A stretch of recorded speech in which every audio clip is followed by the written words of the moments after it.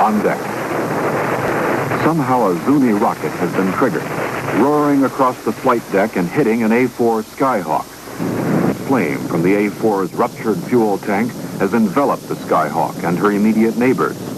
Behind that curtain of smoke, two 1,000-pound bombs have already dropped from her wings onto the burning deck.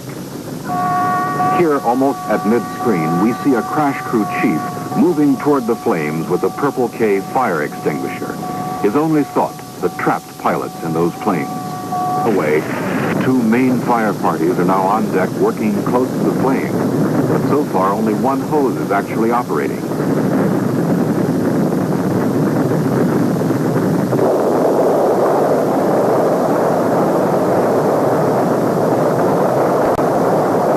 The first explosion carries a message. The Forestal is in deep trouble. It won't end here. The chain has started. And yet those who have survived it turn around and head back. There are buddies back there, and the chief with the Purple K is dead.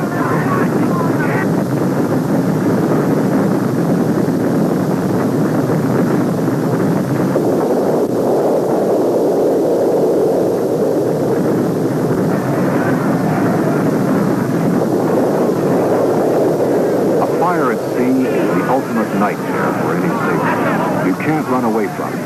There's nowhere to go. It's a fight for survival. Your instincts have to be right.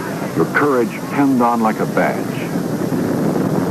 Following the third explosion, the first two fire parties had been virtually wiped out. The fire was now completely out of control. A great ship was on the verge of dying. To save her, other men were going to have to go back on deck, most of them without sufficient training in firefighting techniques. Topside, the only hope was that the explosions would somehow subside. Until they did, no firefighting team could possibly survive on deck. In all, during the fire's first 5 minutes, 9 major explosions would take place on the flight deck.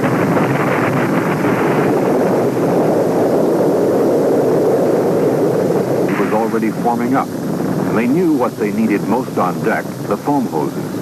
For some unknown reason, one or more of them know that it was necessary to perform certain manual functions on the flight deck and hangar decks to get them and the Forestal's island.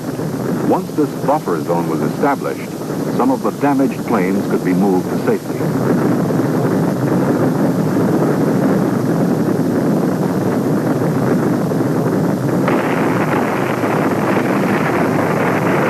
Along the port side, where most of the armed aircraft were parked, things were still out of control. That camera picture is further evidence of a successful team effort. Notice that a fog nozzle has been correctly brought into play over the heads of the firefighters to protect them as they work. Leadership and on-deck communications were early casualties of the Forestal fire. When some of the more inexperienced people did lend a hand, they made several well-intentioned but nearly disastrous mistakes. At one point, close to the island, 2 water hose teams were working in tandem with a foam hose team. The end result, the water washed away. The one was the presence of white smoke.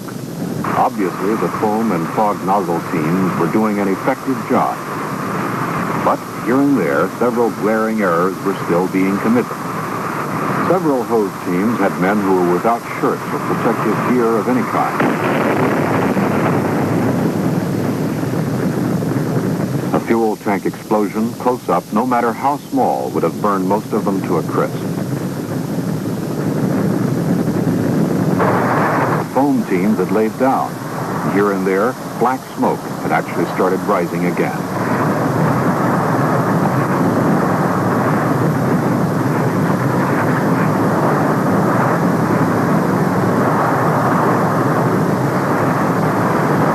Water across a foam blanket was doing its job.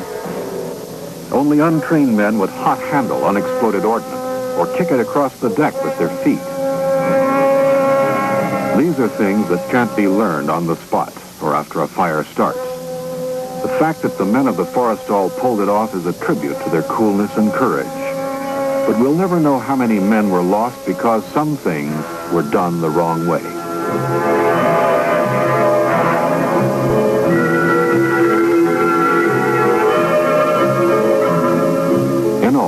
134 men were listed as killed or missing. Damage to the ship, exclusive of aircraft and other air equipment, was estimated in excess of $72 million.